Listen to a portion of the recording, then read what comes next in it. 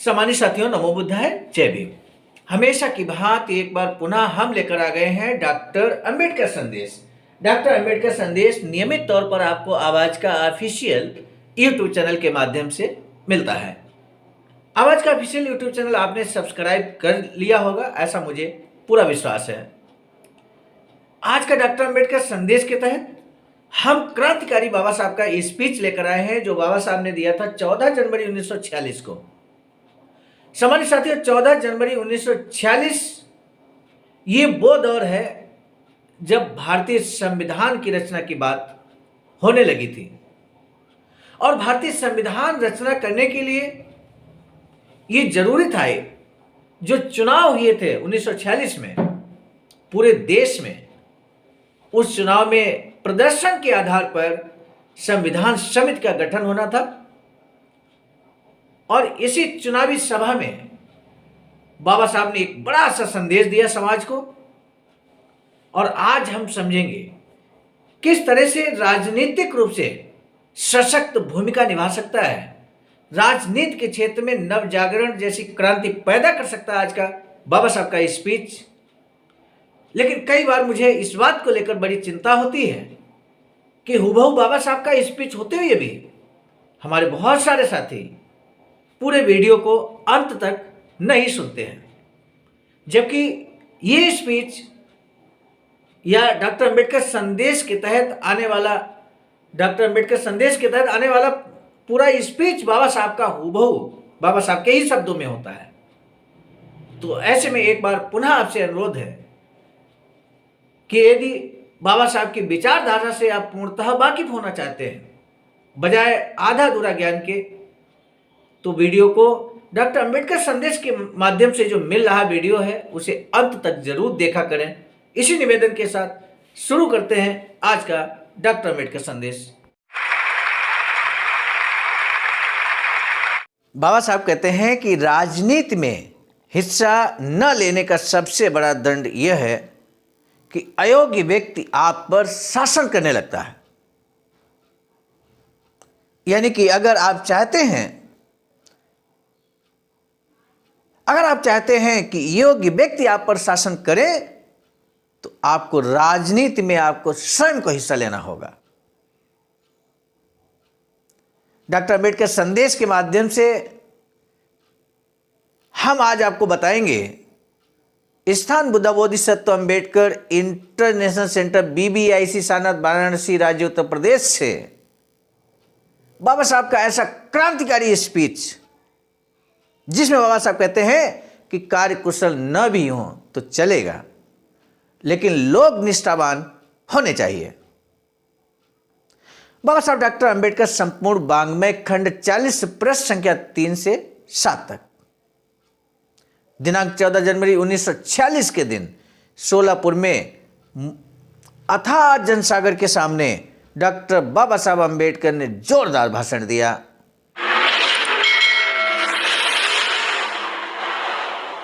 उन्होंने कहा, अपने अस्पृश्य भाइयों बहनों को चुनावों के संदर्भ में 2 शब्द कहने की मुझे वैसे तो जरूरत नहीं है, लेकिन कुछ लोगों के द्वारा आग्रह किए जाने से मुझे बोलना पड़ रहा है।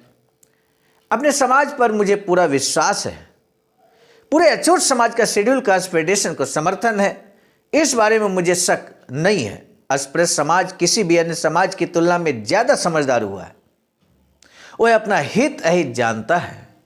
हमारा संगठन इतना मजबूत है कि दिल्ली में बैठे बैठे मैं अगर इशारा करता हूं, तब भी मेरा पूरा समाज मेरे आदेश का निष्ठा के साथ पालन करता है। कुछ लोगों को आपत्ति है कि मध्य प्रांत की 6 सीटें कांग्रेस पार्टी को कैसे मिली। जवाब में मैं कहूंगा कि केवल मैदान में उतरना ही बाजी मार लेना नहीं होता। हम अस्पृश्यों का अभेद किला मुंबई प्रांत में है, उसे अगर विपक्ष जीत ले तो हम पगड़ी उतार कर उनके शरण में चले जाएंगे। वर्तमान पार्टी का प्रचार आज हवाई जहाज, रेल और मोटर गाड़ियों के सहारे जोरदार तरीके से चल रहा है।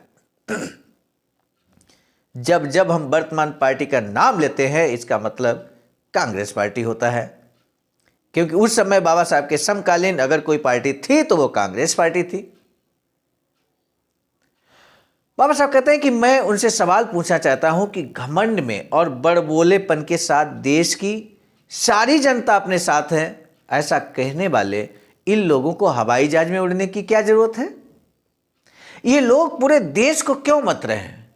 क्यों इतना हल्ला गुल्ला मचा रहे हैं? चुनाव प्रसार के लिए मैं केवल 4-5 जगहों पर ही गया। मैं पूछता हूं कि अगर जनता कांग्रेस पार्टी के साथ है तो यूं रुपया लुटाते हुए हवाई जहाज, रुपया और गाड़ियां लेकर पोतराज की तरह क्यों घूम रहे हैं? आने वाले चुनाव कोई बच्चों का खेल नहीं है। आगामी चुनाव एक संग्राम है, एक युद्ध है। कौरव पांडवों के युद्ध की तरह ही ये लड़ाई भी होगी। कौरव पांडवों का युद्ध टालने के लिए कृष्ण ने बीच बचाव किया, लेकिन दुर्योधन ने कृष्ण को घमंड से कहा कि सुई की नोक पर लगी जितनी मिट्टी भी पांडवों को नहीं मिलेगी। युद्ध टालने के लिए सुलह कराने की कोशिश मैंने मिस्टर गांधी जी को खत लिखकर की। अपना मान सम्मान भुलाकर, अपने नेता होने को भुलाकर मैंने उन्हें खत लिखा। मैं नहीं चाहता था कि दोबारा राउंड टेबल कॉन्फ्रेंस जैसे हालात पैदा हो। मैं आपसी बैर बढ़ने नहीं देना चाहता, अपने समाज का हित चाहता और दोनों राजनीतिक मांगों के सहारे समस्या हल करने की कोशिश की जाए, इसलिए मैंने मिस्टर गांधी को पत्र लिखा। तब मेरी सुलह की मांग को नकारते हुए उन्होंने कहा कि आपके और मेरे दृष्टिकोण में समानता नहीं है। मेरे खत लिखने से पहले यही मिस्टर गांधी जिन्ना के घर जाकर उनके साथ नज़दीकी बढ़ा रहे थे। मैंने सोचा कि अगर गांधी जिन्ना से मिलते हैं तो मुझसे भी मिलेंगे। मिस्टर गांधी जिन्ना के बीच कौन सा समान दृष्टिकोण था, ये तो कोई राजनीतिक विशेषज्ञ ही बता पाएंगे।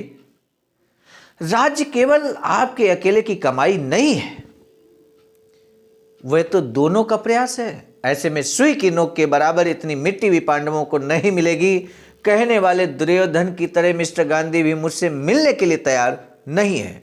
समझौते की बातचीत खत्म होने के बाद कृष्ण ने दुर्योधन से कहा था कि आप अपना पक्ष संभालिए। मिस्टर गांधी जब दुर्योधन की भूमिका स्वीकारते हैं तो अस्पृश्य समाज को भी अपना शौर्य पौरुषत्व दिखाते हुए इस युद्ध में शेड्यूल कास्ट फेडरेशन के उम्मीदवारों को जिताकर मिस्टर गांधी और कांग्रेस पार्टी को डंके की चोट पर बता देना चाहिए कि आप अपना पक्ष संभालिए, हम अपना पक्ष संभाल लेंगे। भावी संविधान तय करते समय अछूतों का पक्ष हम ही मजबूती के साथ रखेंगे। इस बार के इलेक्शन सीधे साधे नहीं हैं। शिक्षकों का वेतन, खेती पर लगाम कम करना बूंदी के लड्डुओं का खाना पाने का साधन नहीं है। इलेक्शन अंग्रेजों के चले जाने के बाद सत्ता किसके हाथ में होगी, ये भावी संविधान में इस इलेक्शन के जरिए तय करना है। चुनाव के मौके का फायदा उठाते कई खोखले घोषणा पत्र जारी हुए, लेकिन उनमें कोई दम नहीं। घोषणा पत्र में कई बातों पर बाद में अमल नहीं किया गया तो हम अस्पृश्य उनका क्या कर सकते हैं? हम अपना रोना लेकर किसके पास जाएंगे? ये लड़ाई सत्ता की है सामान्य साथियों। रोटी के लिए किसी का मुंह ताकने की नौबत हमारे समाज पर ना आए। पेट पालने की समस्या हल हो, सम्मान के साथ हम जी सकें, इसके लिए सत्ता की जरूरत होती है। वही पाने के लिए हमारी ये लड़ाई है। मेरे सम्मानित साथियों, हमेशा हम बस इतना आपसे कहते हैं कि बाबा साहब के स्पीच को वर्तमान परिदृश्य में जरूर एक बार एनालिसिस करना होगा, विश्लेषण करना होगा। हर पहलू पर हमें देखना पड़ेगा। वर्तमान परिदृश्य में यदि हम बाबा साहब के स्पीच को कंपेयर नहीं करते हैं, नहीं देखते हैं, तो हम भी कहीं ऐसा तो नहीं बड़ी भूल कर रहे हैं। एक बार हम इन लाइनों को पुनः पढ़ते हैं। बाबा साहब कहते हैं कि रोटी के लिए किसी का मुंह ताकने की नौबत हमारे समाज पर न आए, पेट पालने की समस्या हल हो, सम्मान के साथ हम जी सकें, इसके लिए सत्ता की जरूरत होती है। सत्ता की जरूरत होती है। बात अगर उत्तर प्रदेश की करें तो आप देख रहे हैं मान्यवर साहब, की फोटो आपके सामने है। मानवर साहब ने 1 नहीं, 2 नहीं, 3 नहीं, 4 बार सत्ता का स्वाद इस उत्तर प्रदेश की जनता को चखाया है। उत्तर प्रदेश की जनता इस बात को जानती है कि सत्ता का स्वाद क्या होता है। बहुजन समाज इस बात को जानता है। पूरे भारतवर्ष में हमारी सत्ता हो, बहुजन समाज की सत्ता हो, ऐसा बाबा साहब चाहते थे ना। बाबा साहब इस स्पीच में क्या कहते हैं, इसका क्या मतलब है, क्लियर कट समझने की आवश्यकता है। बाबा साहब कहते हैं कि इसके लिए सत्ता की जरूरत है। किसके लिए? रोटी के लिए किसी का मुंह ना ताकना पड़े, पेट पालने की समस्या हल हो जाए, सम्मान के साथ हम जी सके, स्वाभिमान के साथ जी सकें, वही पाने के लिए हमारी ये लड़ाई है। सम्मानित साथियों, अभी भी बहुत समय है हमारे पास सोचने समझने के लिए। हम कैसे बहुजन समाज सत्ता में आ सकता है। ऐसा नहीं कि हमारे पास मंच नहीं है, हमारे पास मानवर साहब की दी हुई पार्टी आज भी हमारे बीच है। राष्ट्रीय पार्टी के रूप में बहुत ही सशक्त पार्टी है। ऐसे में निश्चित रूप से बुद्धिजीवी वर्ग पर ये बड़ी जिम्मेदारी है कि वो समाज का मार्गदर्शन करे, और यदि हम सटीक और सही समाज का मार्गदर्शन नहीं कर सकते तो बुद्धिजीवी कहलाने के हकदार भी नहीं है। बाबा साहब आगे क्या कुछ कहते हैं, आइए बढ़ते हैं आगे। बाबा साहब कहते हैं, गांव का मुखिया या जमींदार अगर पीटता है तब भी अस्पृश्य की शिकायत की कोई सुनवाई नहीं होती, क्योंकि पुलिस से लेकर कलेक्टर तक सब एक दूसरे के नाते रिश्तेदार होते हैं। जीवन भर हमारा समाज के गुलामी में ही रहेगा। बाबा साहब कहते हैं हमारी लड़ाई इसीलिए है कि जो अंग्रेजी राज में है वही भावी राज में ना हो। जब तक हिंदुओं के हाथ में राजनीतिक सत्ता रहेगी तब तक गुलामी समाप्त नहीं होगी। इस चुनाव में हमारा दलित फेडरेशन वोट की भीख नहीं मांगता। हम चाहते हैं कि हम सबका भविष्य उज्जवल हो, इसीलिए हम सत्ता चाहते हैं। अपने वोट के रूप में समाज हमें वह दे, उसे पाना हमारा हक है।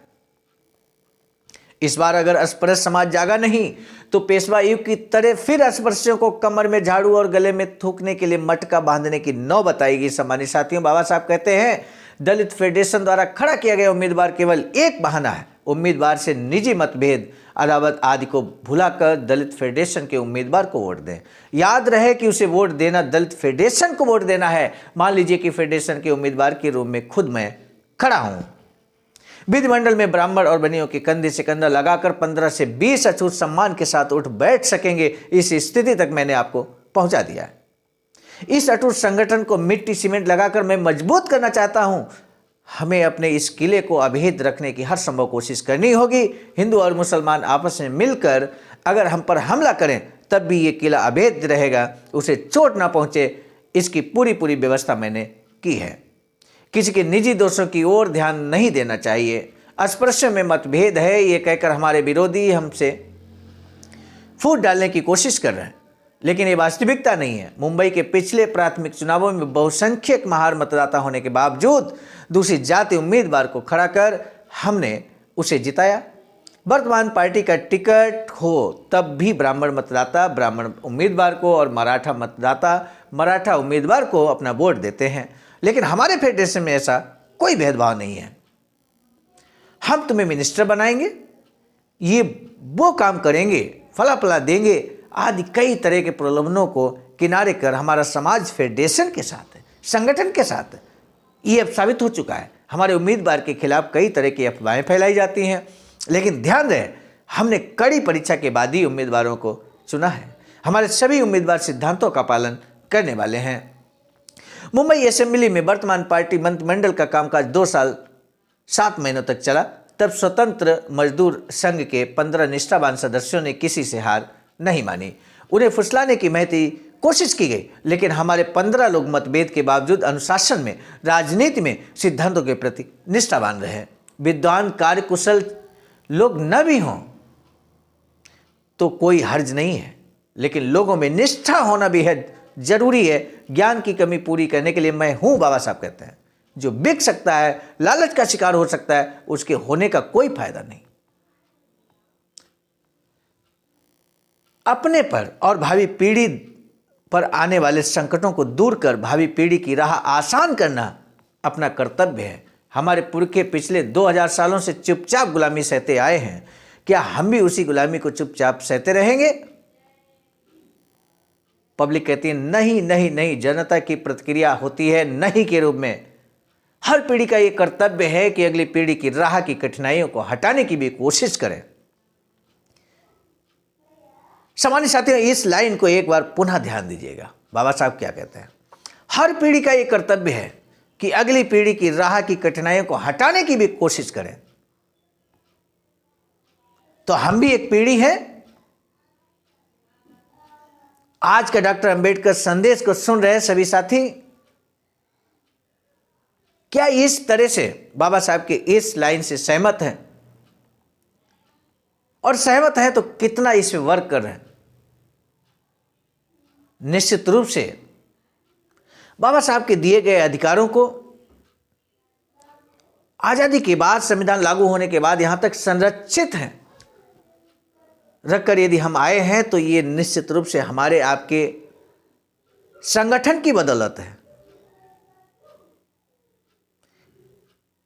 लेकिन इस बात को हमें हर पीढ़ी को समझाना होगा, हर पीढ़ी को जन जागरण के माध्यम से बताना होगा कि उसका दायित्व क्या है, उसका कर्तव्य क्या है समाज के प्रति, व्यक्तिगत नहीं। बाबा साहब कहते हैं हर पीढ़ी का एक कर्तव्य है कि अगली पीढ़ी की राह की कठिनाइयों को वो हटाने की कोशिश करें। बाबा साहब ने कोशिश की, तब जाकर आज हमें प्रतिनिधित्व मिला। बाबा साहब के प्रयासों की बदौलत ही आज हम स्वाभिमान के साथ, सम्मान के साथ जीवन व्यतीत कर रहे हैं, शिक्षा प्राप्त कर रहे हैं। लेकिन यदि बाबा साहब के दिलाए गए अधिकार, संवैधानिक अधिकार, इनको हम नहीं बचाए रख सके, तो इसका मतलब हम अपना कर्तव्य का निर्वहन नहीं कर रहे। खैर, मैं उन सभी क्रांतिकारी साथियों को नमन करता हूं जो बाबा साहब के बताए हुए मार्ग पर निरंतर आगे बढ़ रहे हैं, संगठित होकर आगे बढ़ रहे हैं। इसी क्रम में हम आपको बता दें, अखिल भारतीय अनुसूचित जाति जनजाति कर्मचारी कल्याण एसोसिएशन, आवाज का, बहुजन बोधि समाज Sangharsh Samiti BBS3, all India doctor Ambedkar student association Baba Saheb के बताए हुए मार्ग पर आगे बढ़ रहे हैं। मुसलमानों का जो पाने के लिए 20 सालों तक कोशिशें करनी पड़ी, वह हमने 2 सालों में हासिल कर लिया है। ये बेहद महत्वपूर्ण बात। मैं आजकल दिल्ली में रह रहा हूं। बाबा साहब कहते हैं मेरी टेबल पर एक घंटी है, उस घंटी को बजाते ही मेरा चपरासी मेरे सामने जिस प्रकार हाजिर होता है, बिल्कुल उसी तरह दिल्ली से मैं जब स्विच दबाता हूं तब मुंबई में तुरंत रोशनी होती है। मेरा आत्मविश्वास झूठा नहीं, बिल्कुल सच्चा है, वास्तविकता की नींव पर खड़ा है। कल का मुंबई का इलेक्शन देखिए, शेड्यूल कास्ट फेडरेशन के भंडारे को 12,899 और देवरुख कर को 11,334 वोट मिले, जबकि कांग्रेस पार्टी के उम्मीदवार को धूल चाटनी पड़ी। मुंबई का इलेक्शन भारत के इलेक्शन में हमेशा याद किया जाएगा। लोगों को लगता है कि मुस्लिम लीग संगठित है, मुस्लिम लीग के ज़्यादातर उम्मीदवार चुनकर आए हैं। मैं कहना चाहता हूं कि फेडरेशन की ताकत मुस्लिम लीग से भी अधिक संगठित है। उसकी एक वजह भी है, मुस्लिम घेरे के अंदर हैं, हम घेरे से बाहर हैं। बाहर रहते हुए भी हम दुश्मन को बुरी तरह मात दे सकते हैं। ऐसी स्थितियों में अस्पृश्यों को हुई राजनीति की समझ नहीं है, यह कहना पूरी तरह से मूर्खता है। सोचिए सामान्य साथियों, बाबा साहब इस बात को 1946 में कहते हैं कि अस्पृश्य समाज को राजनीति की समझ है। तो मैं समझता हूं कि अब जबकि 80 साल गुजर चुके हैं लगभग, तो हमारा ये समाज, हमारा ये बहुजन समाज को और बेहतर तरीके से समझदारी जरूर दिखानी होगी। आज झगड़ा किस बात पर है? अंग्रेज इस देश से जब चले जाएंगे तब कौन राज करेगा? हिंदू, मुसलमान? या फिर हिंदू और मुसलमान मिलकर? हमें कई तरह के लालच दिए जाते हैं, लेकिन असली लड़ाई किस बात की है ये आप लोगों को समझ लेना चाहिए। हमारी लड़ाई सत्ता के लिए है, हम सत्ता चाहते हैं। हम हिंदुओं का राज्य नहीं चाहते, हम भीख नहीं चाहते, हम सचमुच का स्वराज चाहते हैं। हमारी लड़ाई वर्तमान पार्टी से है। मुसलमान जो मांगते हैं वर्तमान पार्टी उन्हें दे देती है। मुसलमानों की आबादी 25% है, उन्हें 33.5% सीटें मंजूर हैं। अब वे 50% की मांग करते हैं। शिमला परिषद के दौरान उनकी ये मांग मंजूर करने के लिए कांग्रेस पार्टी तैयार थी, और हमारे वाजिब हक के लिए कांग्रेस पार्टी ने क्या कहा? उसने कहा कि अस्पृश्यों को हम सुई की नोक के बराबर मिट्टी भी नहीं देंगे। जनता की आवाज आती है सेम सेम सेम की। पेशवाई को फिर आने नहीं देना चाहते हो तो आपको जागरूक रहना पड़ेगा। सम्मानित साथियों, मुंबई असेंबली के लिए मैंने आपको जिले में जिबाप्पा एदाले को चुनाव में खड़ा किया है। जिबाप्पा केवल निमित्त मात्र है, मैं ही सब कुछ हूं, मुझे वोट दें। तालियों की जोरदार गड़गड़ाहट। मैं जातिवाद के खिलाफ हूं। मांग और भंगियों के साथ मैं खाना खाता हूं। जातिवाद का मैं कट्टर दुश्मन हूं। मैं चाहता हूं कि आपसी जातिवाद जल्द से जल्द मिटे। ब्राह्मणों द्वारा यह जातिवाद पैदा किया गया है। मेरे फेडरेशन में जातिवाद को हमेशा के लिए समाप्त किया गया है। मांग भंगी आदि सभी के साथ मैं समानता से पेश आता हूं। महार जाति में पैदा हुआ ये मेरा दोष नहीं है। मुंबई में 90% महार थे, लेकिन मैंने मुंबई में दूसरी जाति समाज के देवरुख कर मैंने खड़ा किया है। बड़ाई समाज को वोट देगा, कासार को वोट देगा, ये बिल्कुल नहीं चलेगा। सबको अपना वोट शेड्यूल कास्ट फेडरेशन के उम्मीदवार को देना चाहिए। दूसरा उदाहरण, नासिक में 90% महार हैं, लेकिन वहाँ म्यूनिसिपैलिटी चुनावों में भंगी को खड़ा किया, महारों ने उसे जिताया। खानदेश में एक मांग उम्मीदवार को टिकट दिया गया था, दुर्भाग्य से रास्ते में उसकी गाड़ी खराब हो गई। नॉमिनेशन पेपर दर्ज करने के लिए तय समय पर वह उपस्थित नहीं रह पाया। 2 माह पूर्व अपने 30 छात्रों को उच्च शिक्षा के लिए विलायत भेजा। एक पॉइंट नोट करने वाली है सम्मानित साथियों, बाबा साहब ने, हम स्पीच आपके समक्ष रख रहे हैं 14 जनवरी 1946 का, और उसमें बाबा साहब कहते हैं कि 2 महीने पहले मैंने 30 छात्रों को उच्च शिक्षा के लिए विलायत भेजा है। उनमें कौन कौन है? मांग भी हैं, ढोर भी हैं, भंगी भी हैं, महार भी हैं, चमार भी हैं, सारी जातियां। मैं जातियों के बीच भेदभाव नहीं करता। बाबा साहब कहते हैं बीजापुर, अहमदनगर, बेलगांव, इन 3 जगहों पर जाना मेरे लिए संभव नहीं है। भारत के सभी प्रांत मुझसे आप अभी तक हमारे यहाँ क्यों नहीं आए सवाल करते हैं। मैं गर्व के साथ कह सकता हूं कि मुंबई के इलाके में चौंकाने वाला राजनीतिक विकास हुआ है। लगता है वहां बीजापुर जिले से भी कुछ लोग आए हुए हैं। वे काले को अपना वोट दें और अहमदनगर के मतदाता रोहम को वोट दें। मृत्यु का भय किसे? ये गांगुर्दे मरा तो क्या हुआ, घायल अन्य 300 लोग मरे भी तो भी क्या, तुम्हें गोली से उड़ा देंगे, तुम्हारा कत्ल कर देंगे जैसी धमकियों वाले गुमनाम खत न आए हो, ऐसे मेरे लगातार 6 महीने नहीं गुजरते। सोचिए साथियों, बाबा साहब के समक्ष इस तरह की धमकियां दी जाती थी कत्ल करने की। इन चुनावों में सबको चाहिए कि वे निडर रहें और गुलामी खत्म करने के लिए फेडरेशन के उम्मीदवार को ही अपना वोट दें। ये अखिल अस्पृश्य समाज की लड़ाई है, ये बात ध्यान में रखें। बिगुल बजने पर सेना में जिस प्रकार सभी सैनिक इकट्ठा होते हैं, उसी प्रकार हर स्त्री पुरुष को पोलिंग बूथ पर जाकर अपने उम्मीदवार को वोट देना चाहिए। आज का बाबा साहब का ये स्पीच, क्रांतिकारी स्पीच, पूरा यूं कहें कि चुनावी भाषण था। किस तरह से चुनाव में भाषा शैली, शब्दों का चयन किया जाना चाहिए, बाबा साहब का क्रांतिकारी स्पीच ये निश्चित रूप से प्रेरणादायी है। मेरे सम्मानित साथियों, आज के बाबा साहब के स्पीच से हमें भी इस बात को समझना होगा कि बाबा साहब डॉक्टर अंबेडकर के पद चिन्हों पर हूबहू चलने वाली राजनीतिक पार्टी भारत के अंदर मौजूद है, राष्ट्रीय पार्टी के रूप में मान्यवर साहब द्वारा दी गई पार्टी। इसलिए हमें पद भ्रमित नहीं होना है, किसी भी कीमत पर हमें भ्रमित नहीं होना है। बाबा साहब के इसी संदेश को आत्मसात कर लेना है, अनुसरण करना है, अनुगमन करना है और राजनीतिक सत्ता हासिल करनी है केंद्र में। यही संदेश है आज का। अगर बाबा साहब का हम सही संदेश जानना चाहते हैं तो बाबा साहब की एक अधूरी इच्छा रह गई वैचारिकी सेंटर बनाने की, और वो वैचारिकी सेंटर इस समय निर्माणाधीन है सारनाथ वाराणसी राज्य उत्तर प्रदेश में। जो साथी इतिहास में अपना नाम दर्ज कराना चाहते हैं, अकाउंट नंबर IFC कोड बहुजन बोधि समाज संघर्ष समिति के नाम से है, आपके सामने है। इसमें आप धन दान कर इतिहास में नाम जरूर दर्ज कराएं। ये अनुरोध हमारा आपसे है, क्योंकि आने वाले समय में यही वैचारिकी सेंटर पूरे भारत को मार्गदर्शन करने का कार्य करेगा। आने वाली पीढ़ी को स्वाभिमान से जीवन व्यतीत करने का मार्ग दिखाने का कार्य करेगा। इसी आह्वान के साथ, इसी अनुरोध के साथ आज का डॉक्टर अंबेडकर संदेश आपने बहुत ध्यान से सुना, अंत तक सुना।